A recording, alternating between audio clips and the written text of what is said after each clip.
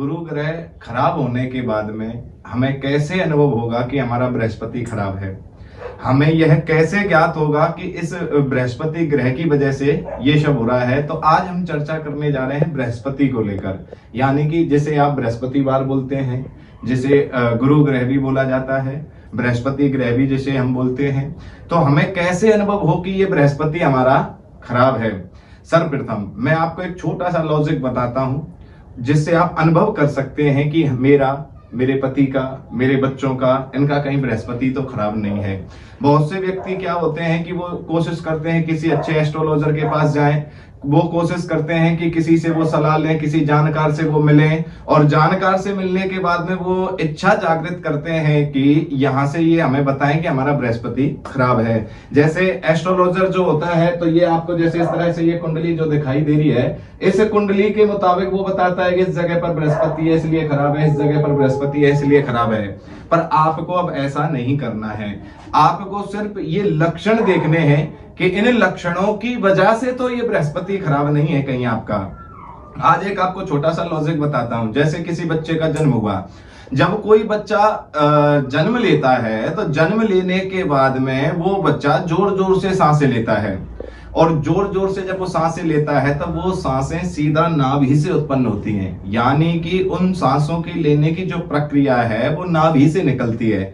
फिर वो बच्चा जब थोड़ा और युवा होता है तो उस सांस को वो छाती से लेना शुरू कर देता है, और जब हम वृद्ध अवस्था में जाते हैं तो वो हमारे कंठ के द्वारा सांस लेने की प्रक्रिया आरंभ होती है।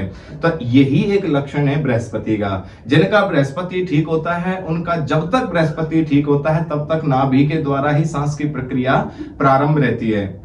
जिनके बृहस्पति अशुभ होने लग जाए, यानी कि जो व्यक्ति छाती पर भारीपन महसूस करने लग जाए, या छाती से वो जो सांस लेना शुरू कर दे, तो उनकी साथ में बृहस्पति के अशुभ लक्षण जो है जागृत हो जाते हैं। अब कैसे जानना है?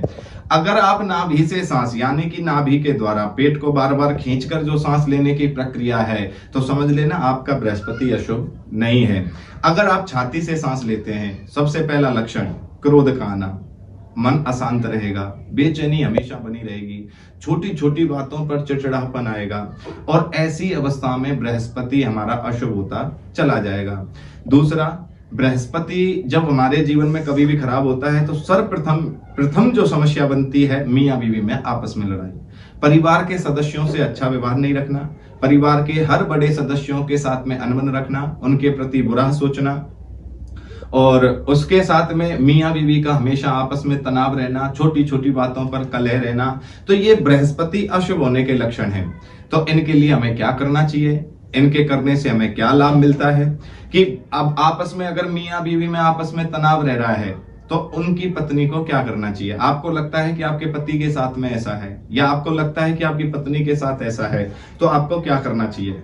सर्वप्रथम पीले रंग का कच्चा सूत लेना है, और कच्चा सूत लाकर पीले रंग का पीपल के 7 बार परिक्रमा करते हुए वो लपेटना है। 7 बृहस्पतिवार ऐसे करिएगा, और 7 बृहस्पतिवार जब अगर आप इस उपाय को करोगे तो आपको 8वां जो बृहस्पति आएगा उससे आपके पति में परिवर्तन दिख जाएगा।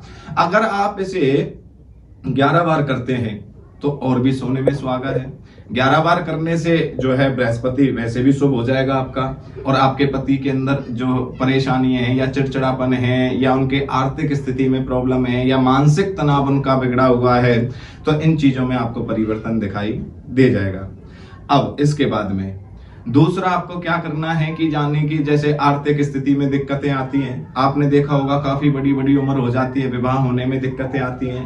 मैंने ऐसा देखा है कि बच्चे इतने सुंदर हैं, अच्छे कमा भी रहे हैं, अच्छी पोस्ट पर हैं, पर विवाह में दिक्कतें हैं। बहुत से व्यक्तियों को मैंने देखा है हजारों कोशिशें करते हैं अपना व्यवसाय करने की, नहीं कर पाते हैं, या नौकरी की कोशिशें कर रहे हैं, नौकरी प्राप्त नहीं हो पाती है, या घर में हमेशा कलह, बड़े बुजुर्गों से, दादा दादी से, माता पिताओं से, सबसे हमेशा कलह, और बाहर अच्छा बन के रहता है, घर में बुरा बनकर रहता है।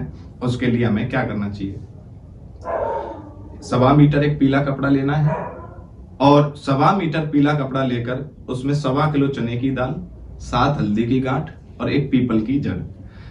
पीपल की जड़ ना मिले तो पीपल की टहनी भी आप ले सकते हैं।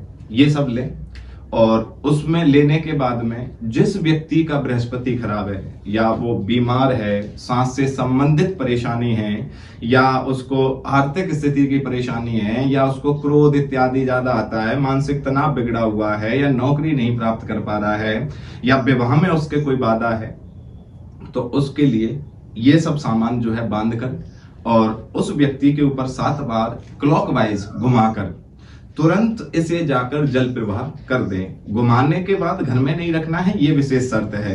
जाकर इसे सीधा जल प्रवाह करें और जल प्रवाह करने के बाद में वहां से सीधे घर आए और आकर स्नान कर लें। यह व्यक्ति चाहे जो पीड़ित है वो भी कर सकता है, या उसका घर का व्यक्ति भी कोई और भी कर सकता है।